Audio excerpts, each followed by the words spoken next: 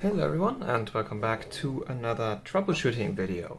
So just as you probably saw in the other video, depending on which one comes out first, the 680 or this one, you'll have seen that I also got this card in, which is another GTX 580 Lightning Extreme, or XE. This one's in much better physical condition than the other XE I have, which by the way I haven't finished yet. There's still... Well, that card had massive physical damage, and there's still some SMDs that I need to replace that I don't know the values of, because they don't exist on a reference 580.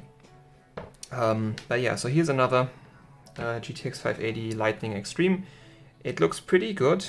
Like, we even still have the foil on here, so no one messed with the XLC features. It overall looks pretty clean. I mean, it even has these stickers on here and all that stuff. So yeah. So, first thing, we're gonna take the card apart and do a small physical inspection, just to see if there's something obvious wrong with the card. That we'll find that and can maybe fix it.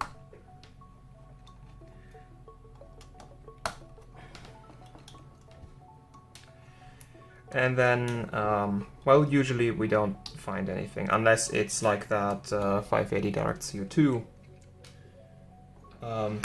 This one here, which, yeah, I mean, I already made preparations to turn into an E-Power because this has a dead core. Someone tried to reflow this, you can see all the flux around the core and also around the memory chips. Someone ruined this 580. I hope that this one will have a better fate. So let's try to get the heatsink off.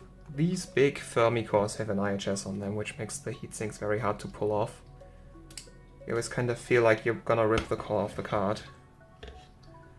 Okay, that was easier though. That actually looks like it might be the factory thermal paste, like from this, how it's equally spreading out on the sides. It looks like it was applied by a machine. Looking mostly fine here too.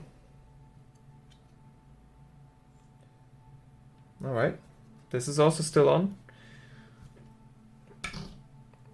Okay, let's remove the base plate then.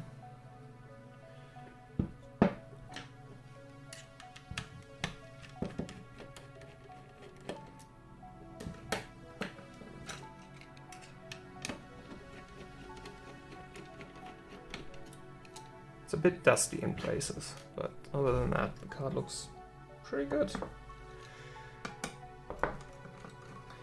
Just gonna have to be careful. I know this from the other Lightning cards I have. The thermal pads, especially the VRAM thermal pads on these, are very sticky and tear very easily. So we're gonna have to concentrate on not breaking those.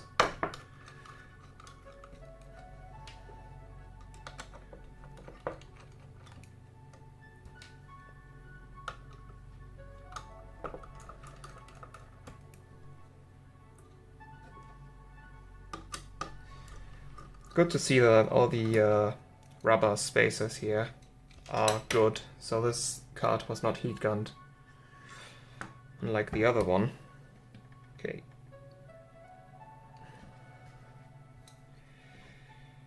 Now we're gonna have to like carefully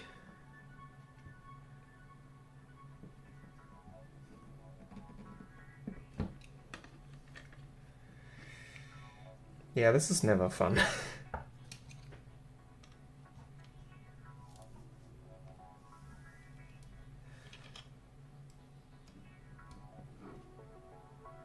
Yeah, I can see the thermal pad on the VRAM there.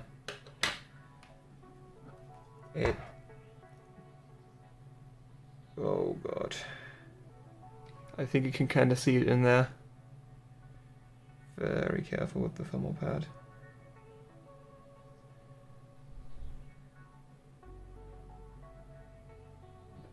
Did we miss like a screw or something? Why is this just the thermal pad? Oh, we missed a screw. Okay. I didn't see you there.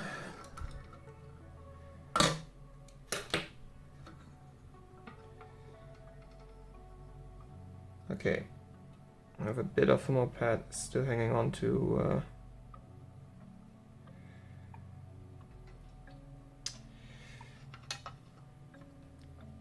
I don't want to tear that.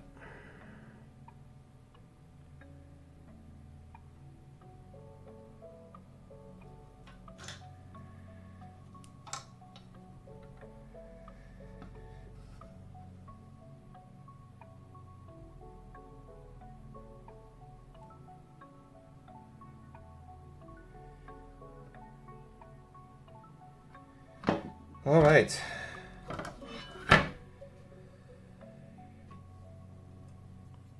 So it has Hynix memory just as expected. All the Lightning Extremes have Hynix MFR, because there was apparently like a special deal with MSI and Hynix. They only use their memory modules.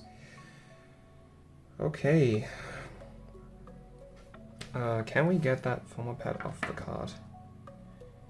Because I do potentially want to clean the card after.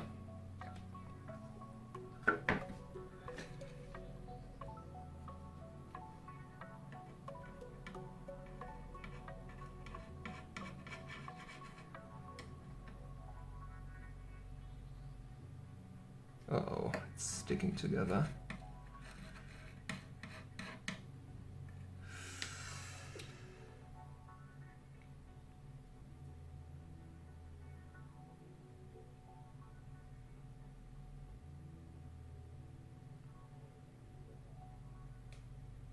Okay.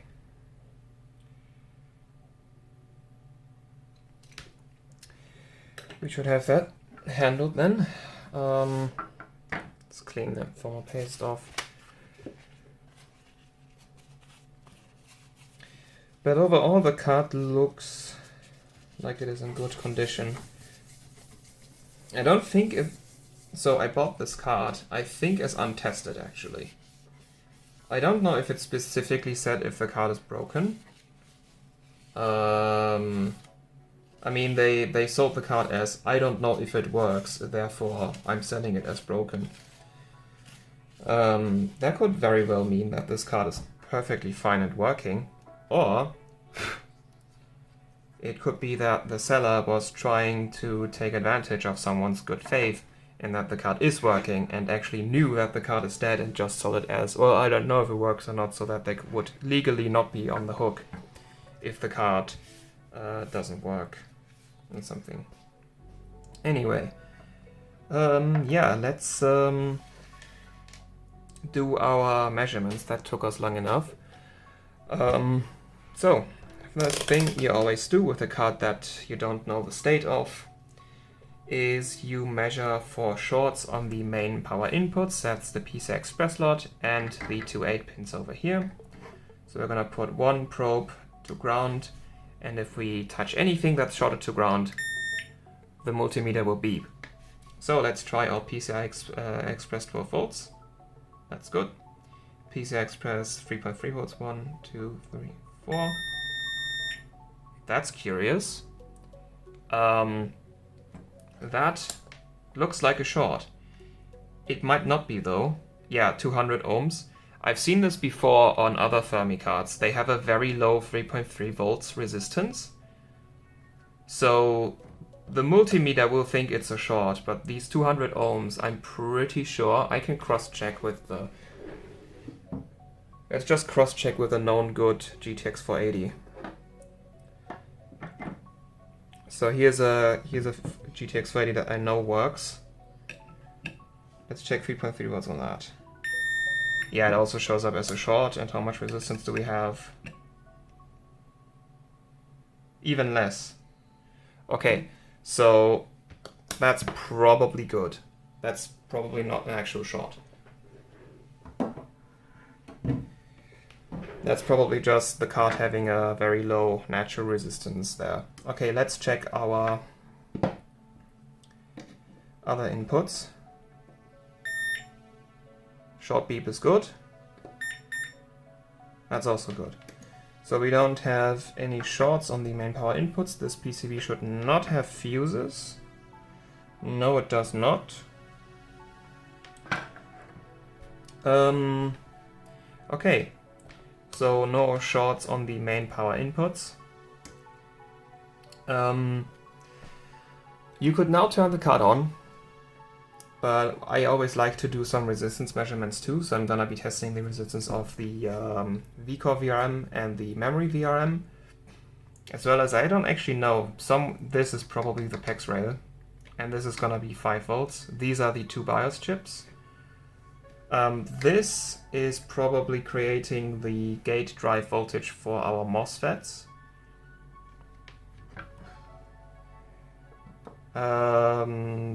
This, I don't know what it is. This is probably something for the display outputs. These are our doublers. And then we have an 98219 here for power measurement. Even though this, on the 500 series, you do have power measurement equipment on some of the cards.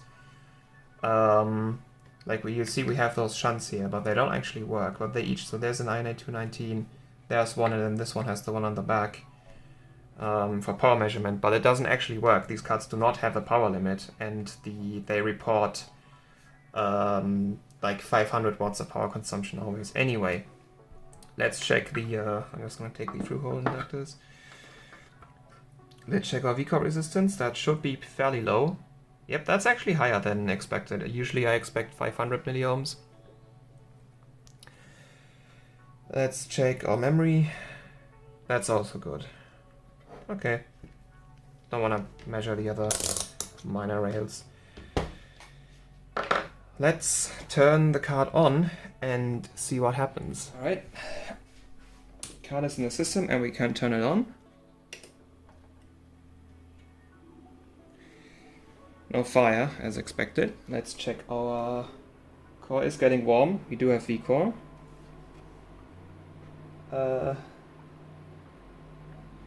We do have memory.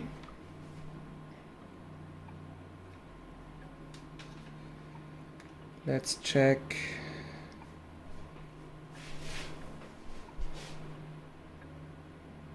What's this outputting? Probably 5 volts. Yeah. This one, nothing. No, it is outputting 8.9 volts. We do not have an image though. What is this? Is this the PEX rail? No. Okay. We do not have an image. That could potentially... Sometimes my test bench just doesn't want to put out an image. I haven't measured the PEX rail yet because I don't exactly know where to measure it. But I assume the PEX rail is fine. The PC does initialize with the card because the keyboard lighting turned on.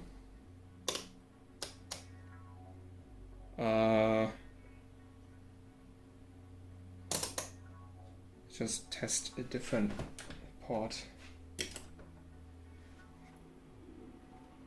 Yeah, we do not have the GPU LED on.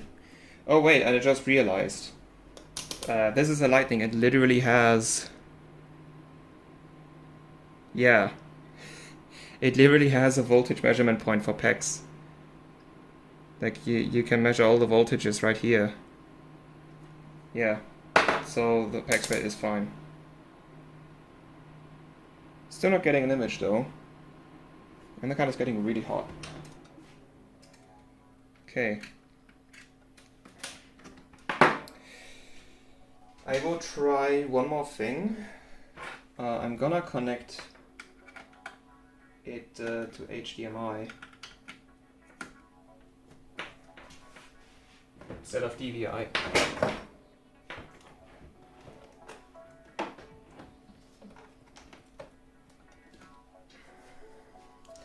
Because sometimes the monitor is iffy about detecting images. So I just kind of have to like test several inputs. Could also test the BIOS switch. Maybe someone flashed the wrong BIOS. Oh no, we have a picture and it's artifacting.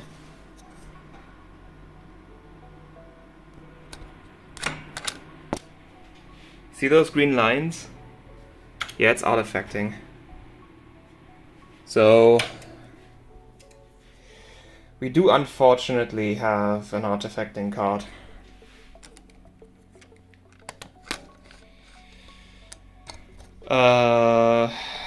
So that means there's gonna be a dead memory module on this at least. If we are unlucky, we will have a dead memory controller. At which point this card will become an E-power. Dead memory chip, I should try to fix that. Because this is a Lightning XE.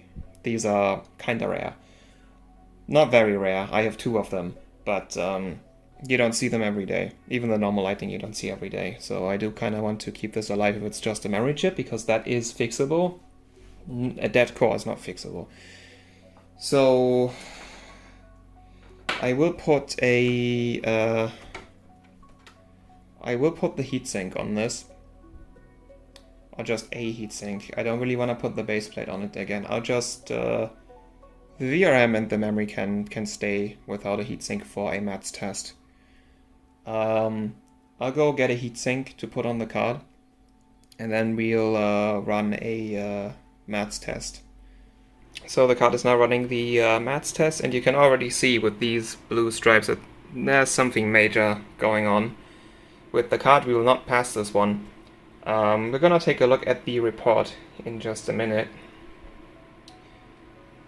And well, then we'll see what kind of errors we have, depending on what we'll see. Well, this will show us how difficult the fix will be. It's already gonna be pretty difficult. We're not gonna fixing this today. Yeah. So we're not fixing this today. I could sacrifice the other Lightning XE, but I do also still want to fix that at some point. So I don't really have replacement memory modules for this. Yeah, just need to look at a TXT file. Yeah, so I might have some cards with the correct memory modules, but if I have, those cards are also dead. It might also have dead memory, and I don't really have any way to verify. No, I don't want any of that.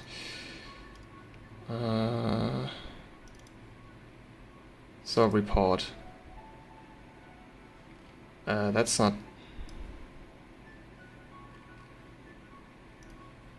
what it's supposed to look like.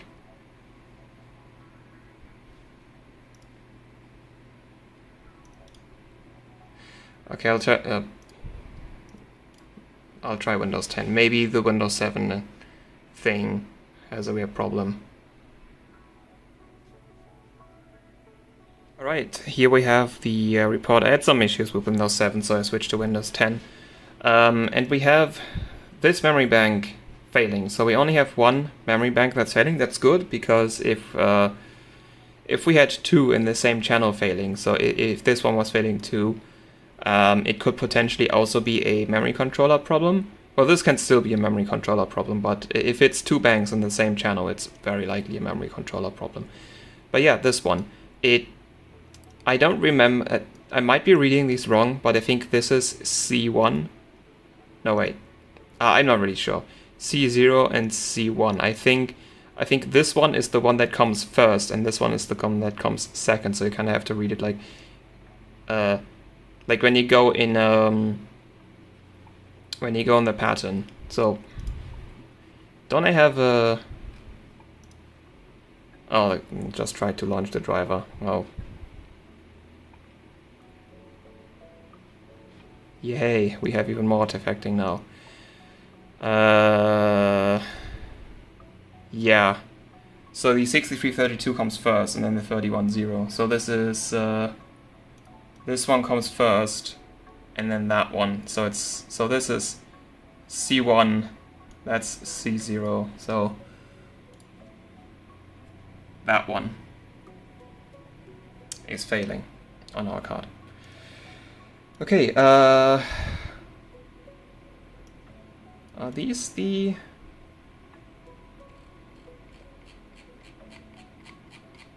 Okay, these are not really random errors. I think that's not a very good sign. I don't know if it's these exact errors. There's like some sort of error you have to look out for, which is indicating a data bus inversion. It might be that we have this, which might indicate a memory controller problem. But anyway, this bank is faulty and it needs to be replaced, at least, if it's not a memory controller problem, and we will find that out once we replace the bank. But again, I don't really have the experience to swap memory modules yet. I am practicing and I want to try, well, yeah, I want to do it eventually, but I'm not doing it today, not in this video. But I will show the bank to you on the card so you can have a better understanding of it. But yeah, so we have a dead memory bank on the card, which sadly means that we can't fix it today. So yeah. Alright, so this is the memory module we were talking about. So, I mean, you saw the image that I have there. So basically, A1, A0, B1, B0, C1, C0, D1, D0, E1, E0, F1, F0.